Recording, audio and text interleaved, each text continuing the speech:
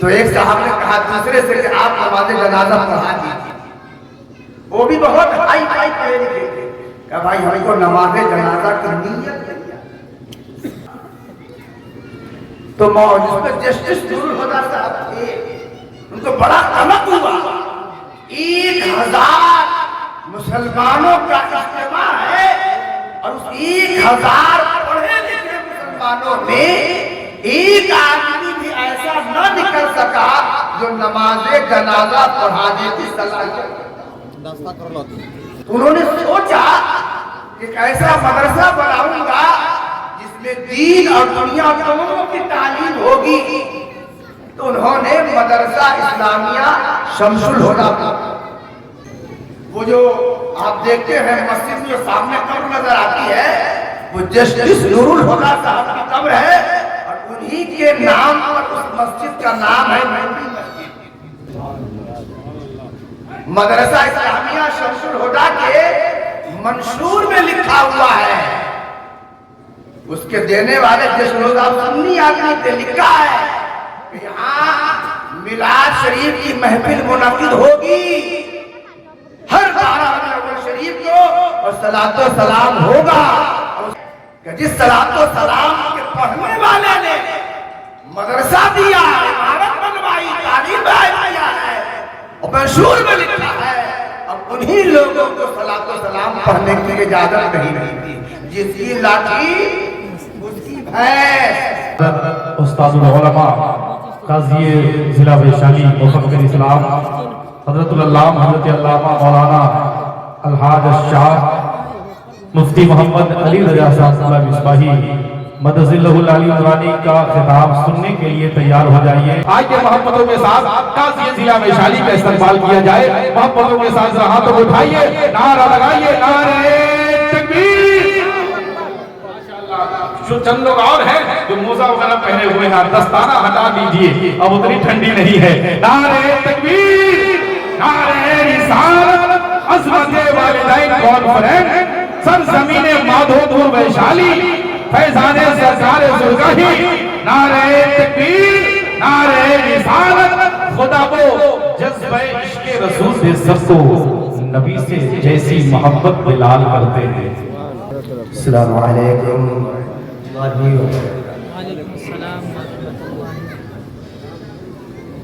نحمده ونصلي على رسوله الكريم اما بعد.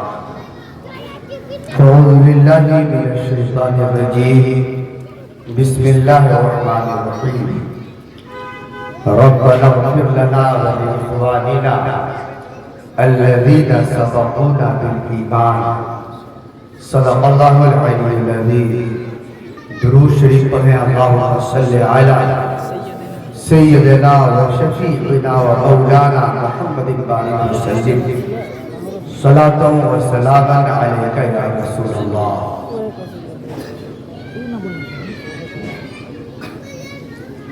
آج کی مبارک محفل صاحب خانہ نے ایصال ثواب کی خاطر منعقد کی ہے, یعنی علی جناب الحاج جمیل احمد صاحب عرف احمد حسین مرحوم, ان کے ایصال ثواب کے لیے محفل منعقد ہوئی.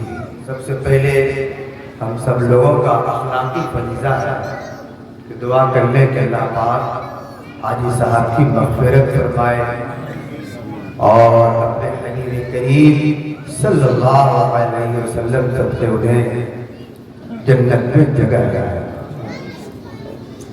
حضرات, ایصال ثواب برحق ہے, اس کے تعلق سے بہت زیادہ کچھ خرچ نہیں کرنا ہے. اس حوالے سے اگر آپ پوری تفصیل جاننا چاہیں تو اعلیٰ حضرت رحمۃ اللہ تعالیٰ علیہ کے بہت بڑے شاگرد اور ہمارے بہار کے بلکہ پورے ہندوستان کے بہت بڑے عالم حضرت علامہ سید ظفر الدین صاحب ملک العلماء پٹنہ کے رہنے والے تھے, میجرا اور نالندہ میں ہیں. وہ جب مدرسہ اسلامیہ شمس الہدیٰ کے استاد تھے اور بعد میں پرنسپل بھی تھے, ان کے پاس ایک سوال آیا تھا پھلواری شریف سے۔ اس وقت تقریباً 100 سال پہلے تمنا احمدی پھلواری شریف میں بڑے آئے ہیں۔ ان کو ایصال ثواب کے تعلق سے تھوڑا خلجان تھا کہ یہ کام صحیح ہے کہ نہیں، قرآن و حدیث سے ثابت ہے کہ نہیں۔ ہندوستان اور اس وقت کا ہندوستان پورا تینوں ملک ڈالا، تو ہندوستان کے 40-50 علماء کے پاس انہوں نے ایک سوال نامہ بھیجا۔ 17 سوالوں پر مشتمل وہ سوال نامہ تھا۔ ایک سوال ملک العلماء کے پاس بھی آیا اور آپ نے برجستہ ایک کتاب لکھی جس کا نام ہے نصرت الاصحاب فی اقسام ایصال ثواب۔ یہ مدرسہ اسلامیہ کے پرنسپل تھے۔ مدرسہ اسلامیہ شمس الہدیٰ جانتے ہیں کون سا مدرسہ ہے؟ مدرسہ اسلامیہ شمس الہدیٰ جسٹس نور الہدیٰ صاحب کا بنوایا ہوا، جو ولایت سے پڑھ کے آئے، انگلینڈ سے پڑھ کے آئے۔ ایک جنازہ ہو گیا اور بڑے آدمی کا جنازہ تھا، تو بڑے آدمی کا جنازہ ہوتا ہے تو مولوی لوگوں کا بھاؤ کم رہتا ہے، پوچھتا ہوتا جلدی نہیں، کسی کو نماز پڑھانے کے لیے دعوت نہیں۔ سوچا کہ بڑے آدمی ہیں، ایسے ہی گنتی کے ڈھکیا کے ڈھکیا مولانا آ جائے، تو اس وقت علماء خودکار تو نہیں گیا نہیں، کوئی پہنچے نہیں مولانا صاحب، 1000 آدمی سے زیادہ کا مجمع تھا، اب وہ بھی مجمع پڑھے لکھے IAS اور ہائی پروفائل وہ تعلیم یافتہ لوگ، کوئی آدمی اس مجمع میں نہیں۔ جب نماز پڑھانے کی بات آئی، جنازہ کی نماز، تو کوئی مولانا صاحب نہیں کہا۔ تو ایک صاحب نے کہا دوسرے سے کہ آپ نماز جنازہ پڑھا دیجیے، وہ بھی بہت ہائی پڑھے لکھے تھے، کہ بھائی ہم کو نماز جنازہ کی نیت نہیں ہے، کہ آپ پڑھا دیجیے، کہ ہم کو دعا یاد نہیں ہے، کہ ہم کو آپ پڑھا دیجیے، کہ ہم کو طریقہ نہیں معلوم۔ تو جس میں جسٹس نور الہدیٰ صاحب تھے، ان کو بڑا غمک ہوا، 1000 مسلمانوں کا اجتماع ہے اور اس 1000 پڑھے لکھے مسلمانوں میں ایک آدمی بھی ایسا نہ نکل سکا جو نماز جنازہ پڑھانے کی صلاحیت۔ بڑا غلط ہوا، بڑا غم ہوا۔ انہوں نے سوچا کہ ایسا مدرسہ بناؤں گا جس میں دین اور دنیا دونوں کی تعلیم ہوگی، تو انہوں نے مدرسہ اسلامیہ شمس الہدیٰ، اور ان کے والد کا نام تھا شمس الہدیٰ، اپنے باپ کے نام پر اس مدرسہ کا نام آتا شمس الہدیٰ۔ وہ جو آپ دیکھتے ہیں مسجد میں جو سامنے قبر نظر آتی ہے، وہ جسٹس نور الہدیٰ صاحب کی قبر ہے، اور انہی کے نام پر اس مسجد کا نام ہے نوری مسجد۔ پورا گاندھی میدان جسٹس نور الہدیٰ صاحب کا ہے، اس میں عید کی نماز کے لیے جگہ فکس ہے۔ غالباً 1920 میں یا اس سے پہلے انہوں نے وہ پورا گورنمنٹ کے حوالے کر دیا مدرسہ بھی۔ اور یہاں پہ ایک بات اور بتا دوں کہ یہ جسٹس نور الہدیٰ صاحب کے جو والد شمس الہدیٰ صاحب تھے، یہ شاہ بدر الدین صاحب کے مرید تھے اور خلیفہ تھے، اور شاہ بدر الدین صاحب کے خلیفہ شاہ محی الدین صاحب، اور شاہ محی الدین صاحب کے خلیفہ سرکار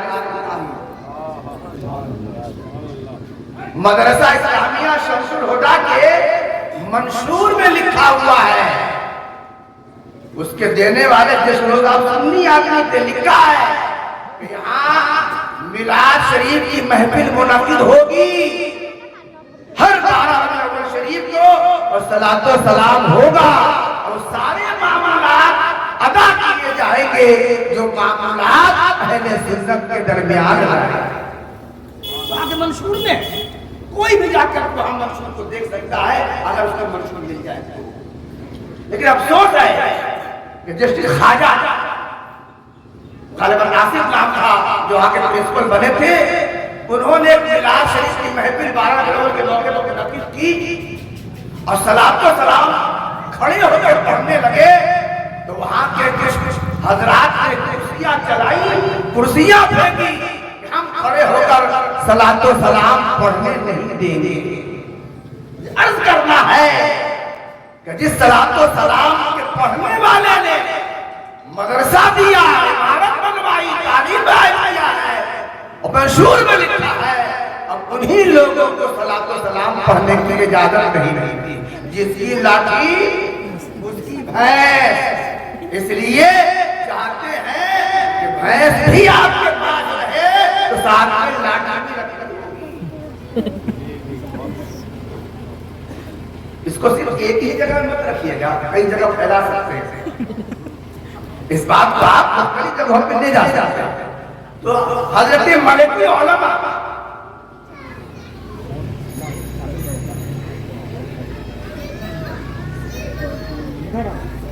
تو حضرت ملک العلماء نے وہ کتاب لکھی, اس میں قرآن و حدیث کے حوالے سے آپ نے ایصال ثواب کا مسئلہ ثابت کیا ہے.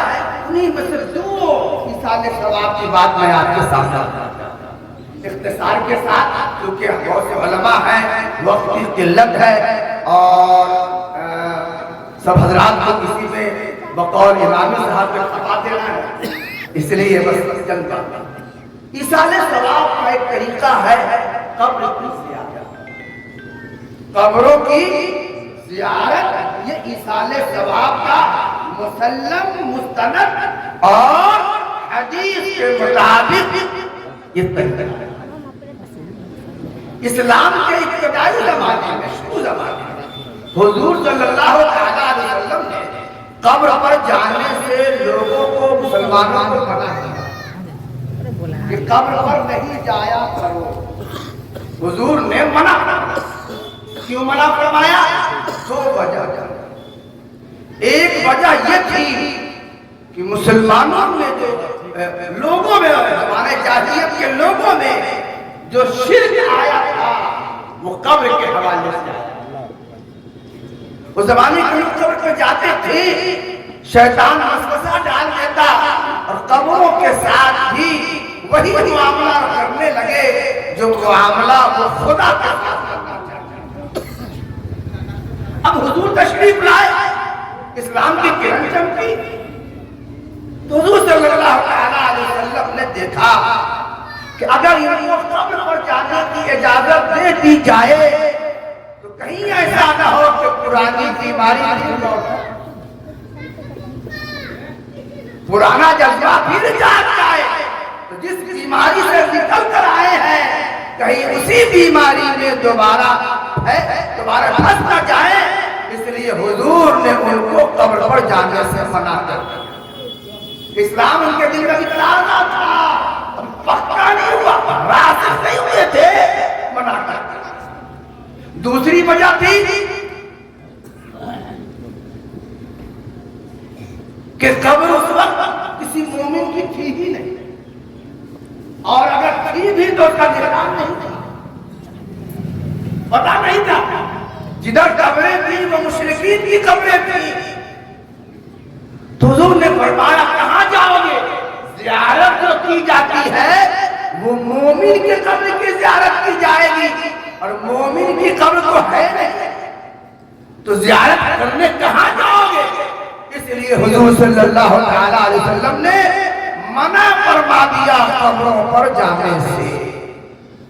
لیکن جب وقت گزرا اور دلوں میں ایمان راسخ ہو گیا, پختہ ہو گیا, پکا ہو گیا, اور ان لوگوں نے جان لیا کہ خدا کے علاوہ کسی کا سجدہ جائز نہیں ہے, جب مسلمانوں کی یہ حالت ہو گئی تو اللہ کے رسول نے فرمایا نہیں زیارت قبور الا تزوروہا, میں نے پہلے تم کو قبر پر جانے سے منع کیا تھا مگر اب اجازت دیتا ہوں. اب اجازت دیتا ہو جایا کرو، فقیر رہا تو ذکر الآخرہ، اس لیے کہ قبر پر جانے سے آخرت کی یاد اور دنیا کی حقیقت سمجھ میں آتی ہے۔ مٹے نامیوں کے نشہ کیسے کیسے، زمین کھا گئی آسمان کیسے کیسے، کتنے مفلس ہو گئے، کتنے کمندر ہو گئے، خاک میں جب مل گئے دونوں برابر ہو گئے۔ تو قبروں پہ جایا کیجئے، نصیحت ملے گی، سمجھ میں آئے گا جس دنیا سے ہم نے دل لگا رکھا ہے اس دنیا کی حقیقت قبر اور قبرستان دیکھ کر اور اس میں وجہ ہے، وقت نہیں ہے۔ دوسرے سالے حضور صلی اللہ تعالیٰ علیہ وسلم، چلیے آپ نے میرا قبر پر جانے کا طریقہ ہے۔ ہمارے یہاں طریقہ لوگ جانتے نہیں اور نہ جاننے کی وجہ سے غلط طریقہ سے قبر کرتے ہیں، تو غلطی تو وہ کرتے ہیں اور جواب ہمارے مولانا قاسم صاحب کو دینا پڑتا ہے، جناب قاری نور ندی کو دینا پڑتا ہے، حضرت مولانا ابوالکلام کو دینا پڑتا ہے۔ اس لیے قبروں کی زیارت کا طریقہ جانیے، چاہے بازار شریف پر ہو یا عام قبرستان میں۔ زیارت کے قبر کی زیارت کا طریقہ مزارے کے ساتھ خاص نہیں ہے۔ مزار تو بزرگ کی وجہ سے زیارت کی جگہ، اور ہر مومن کی قبر مزار ہے، ہر مسلمان کی قبر وہ مزار ہے، وہ زیارت کی جگہ ہے، جانے کی جگہ ہے۔ زیارت کا طریقہ جو حضور اعلیٰ حضرت رحمۃ اللہ تعالیٰ علیہ نے فرمایا حدیثوں کے حوالے سے کہ دوری پہ کھڑا ہو، جو 4-5 ہاتھ دوری بنا کر، اور زندگی میں جیسے آداب بجا لاتا تھا، یا وہ اگر بزرگ سامنے ہوتا اور جو ادب کرتا ویسا ہی ادب کرتا۔ ہاتھ نہ لگائے قبر پر، بوسہ نہ دے، چومے نہیں، کیوں؟ یہ سمجھتے ہوئے کہ یہ ناپاک ہاتھ اس لائق نہیں ہے اس پاک قبر کو چھو سکتا۔ ادب بھی ہے اور محبت بھی ہے، ادب بھی ہے اور محبت بھی ہے۔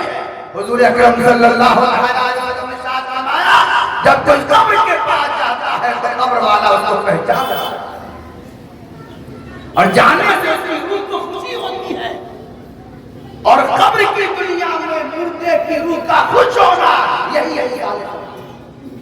آج یہ بسا بیٹھے ہیں، آپ کے عمل سے مردے کو خوشی ہوئی تو آپ کا وہی عمل ایصال ثواب کرتا ہے۔ اس لیے اچھا کفن دینا بھی ایصال ثواب ہے۔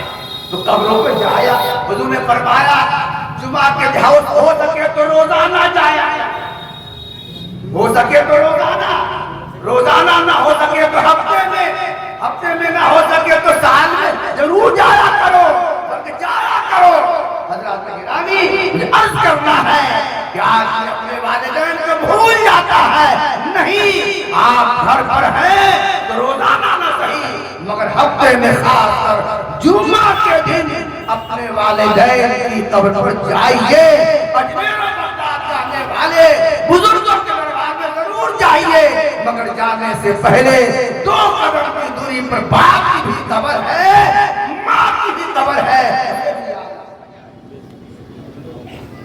اور دوسرا طریقہ وہ یہ ہے کہ مردے کے ساتھ اگر کوئی بزرگوں کا دیا ہوا تبرک ہے جو قبر میں رکھے جانے کے لائق ہے تو وہ تبرک دینی بھی مردے کے ساتھ قبر میں رکھا جائے، یہ بھی ایصال ثواب ہے اور اس سے بھی مردے کا بھلا ہوگا۔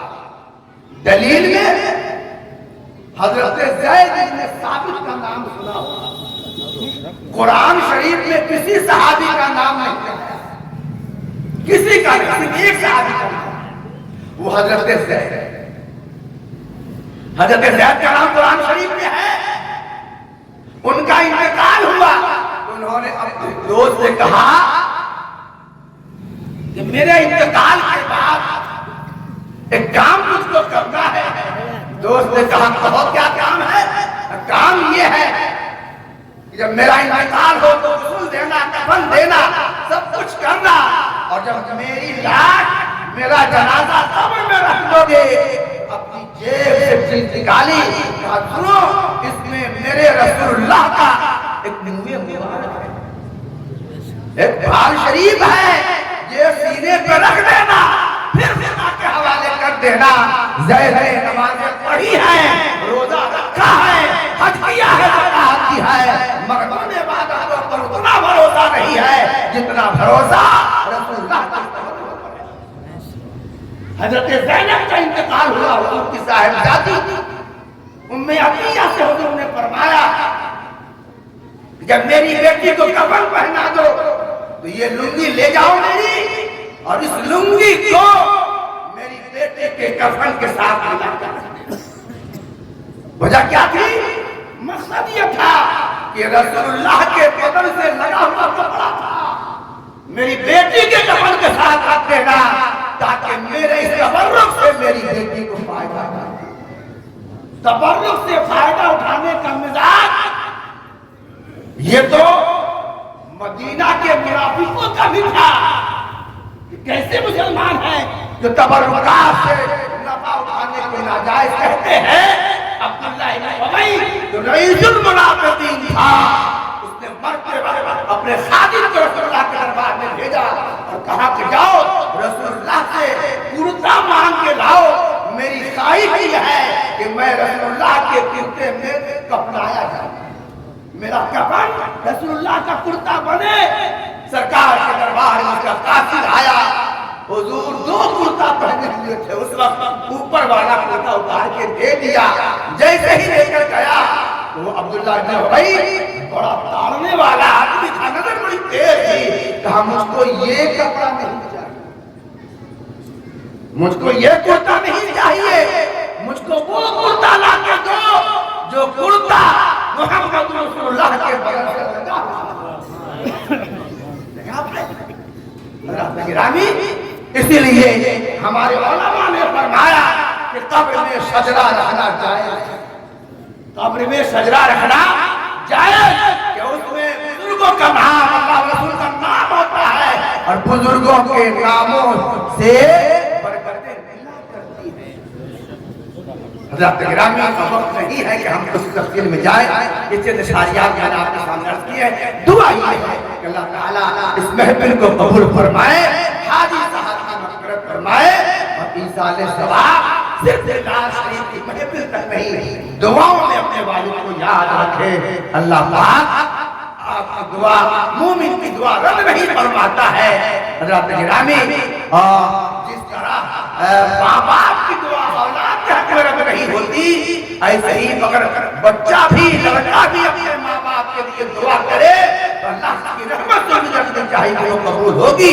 खुद रब ने कहा वक़ुल रब्बि इरहम्हुमा कमा रब्बयानी सग़ीरा, अपने माँ बाप के लिए दुआ करना, और इस तरह के अल्लाह मेरे माँ बाप पर रहम फरमा जैसे उन्होंने बचपन में मेरे ऊपर रहम किया। अस्सलाम वालेकुम। माशाअल्लाह, बड़ी अच्छी और शानदार